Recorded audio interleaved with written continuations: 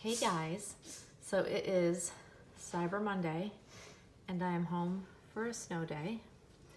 This is my backyard. It's hard to tell, but we have about, I don't know, a little more than a foot of snow that we received overnight. And it's also hard to tell, but it is still snowing as we speak.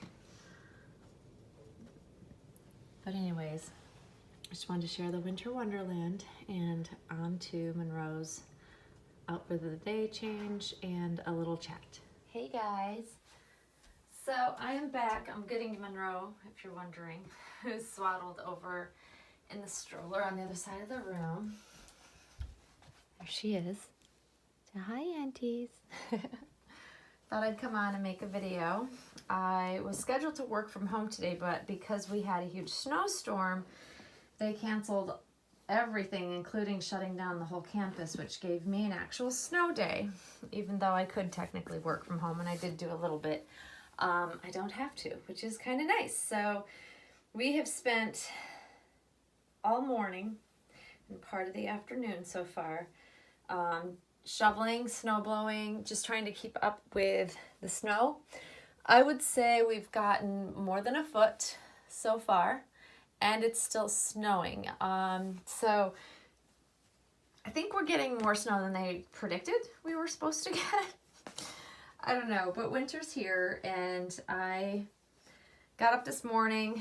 Didn't expect it to be this bad out. Like, you know, usually when they say we're gonna get like 6 inches, we get like an inch, you know. And we had the freezing rain yesterday, but because there was a break between the freezing rain and when we started getting actual snow, the roads weren't really bad, although my car was like a brick of ice, so I had to really, a good thing I have a remote starter, because literally the whole thing was just, you know, quite a bit of thick, heavy ice. So I couldn't even get in my car, but I have a remote starter, so I let it warm up and then gradually got into it and was able to shovel while it was warming up, and then we snow blowed around everything, so it's now just soft, fluffy white snow, which is easy to move. It's just when it starts to get really cold, which is supposed to continuously drop temperature into the evening tonight. So that's the part I'm worried about, honestly.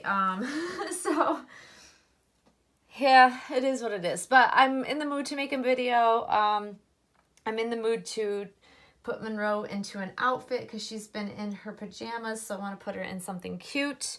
So I'm going to put her in this cute little jackety set. It's a little striped sweater and matching bloomers that are also knitted, and some knee-high socks and a pair of Crying Company shoes. That way I can enjoy her in still lovely knits, because I love me some knits. And I love this baby in blue. Love her in blue. Especially whenever they do girly blue stripes and things like that. And that's exactly what this is it's got a little pretty collar that's built in, so I don't even have to put a onesie underneath. And then it's almost like a cream color. It's not really stark white, which is fine. I don't mind it that it's not stark white, because I have cream colored knee-high socks that'll go great with this. But I love these colors, and I love Jacquet's knits. I think they do such a beautiful job on their knits. They're thicker than like the pink set she had on the other day, but they're still not super bulky. Like some of the knitted stuff that I had gotten from Lulu's Baby Boutique, which is in the UK. Beautiful stuff. Just some of the brands are very, very bulky, and they don't have a lot of definition, so they just look frumpy on a baby, especially a young baby that's not like, you know, sitting up or standing. Once they get standing, they can wear those heavier knits, but I'm just not a fan of the super heavy knits on this baby. It's just my preference. I don't know. But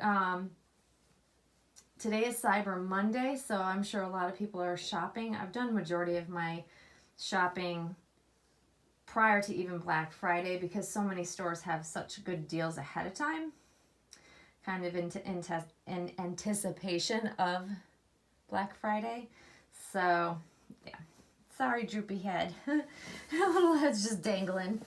Your little floppy head. Oh, this is really cute. I'm gonna really like this on her. I already do. And she can wear this with like a pair of her little jeggings. I have other sweaters. I have multiple sweaters from Jacquerie for her. And I love their little sweaters. Their little baby sweaters are just the cutest thing ever. And I don't know, there's something about a little baby sweater because they're so tiny. I don't know, I think they're adorable.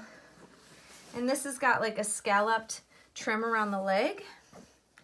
So it still has, even though it's dark navy blue, it still has like a girly touch to it because it's got scalloping around the legs. So they don't look boyish to me.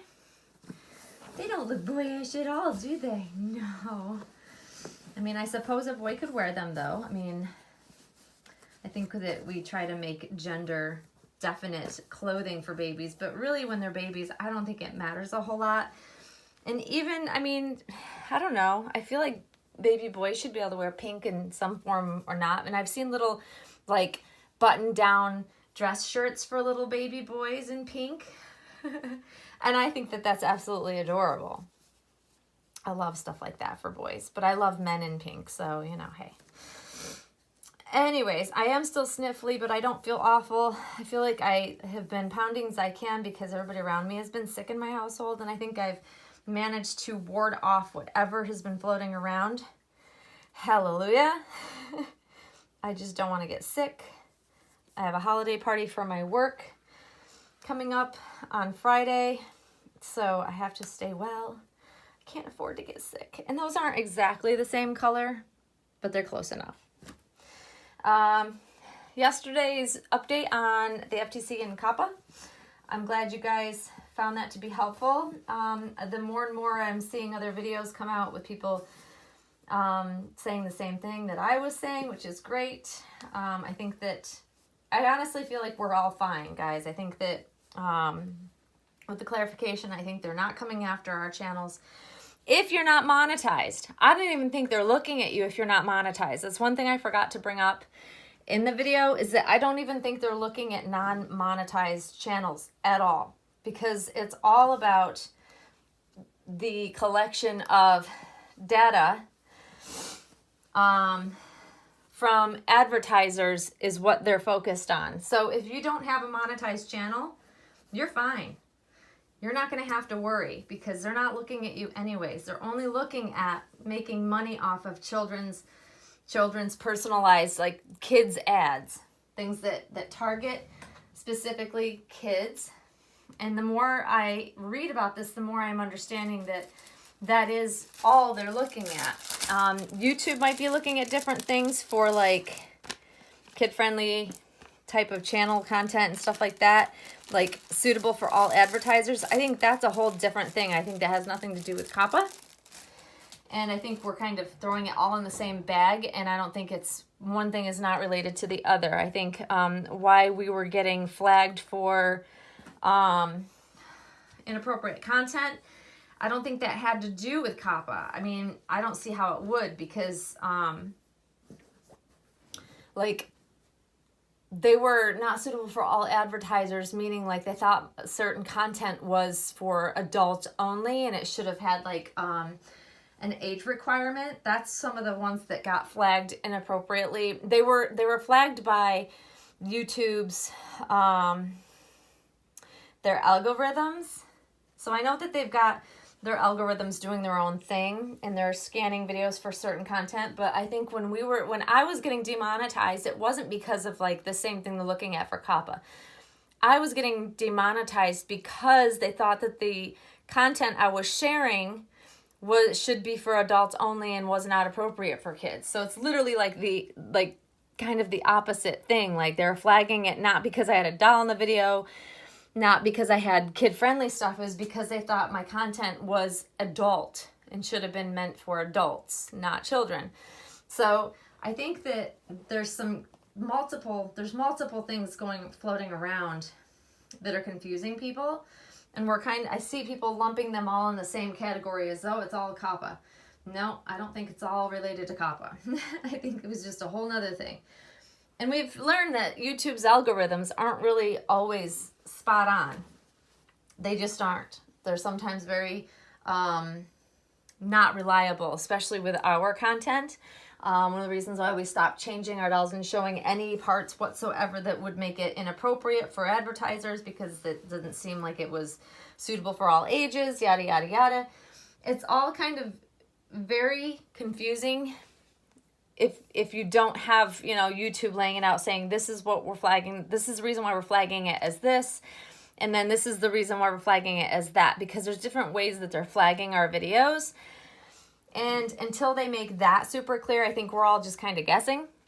So I'm just not going to worry about it a whole lot. If I'm in violation, it would be the very first time I've been in violation of anything, because I've never been flagged for violating any of the rules and, you know, compliances and guidelines for YouTube. So it would be a first offense even if I did something wrong. And I think that they're gonna, if we do mark our videos wrong and they disagree with us, I think that it'll be like a slap on the hand as like a warning, and then they'll tell us to go ahead and change our videos. And I think as long as we work with them and we make the changes, if they do think that, you know, one of our videos is, you know, covered under COPPA, then I think we'll have the opportunity to change them, update them, you know, and then I think we'll be fine. I think that it's going to be very reasonable.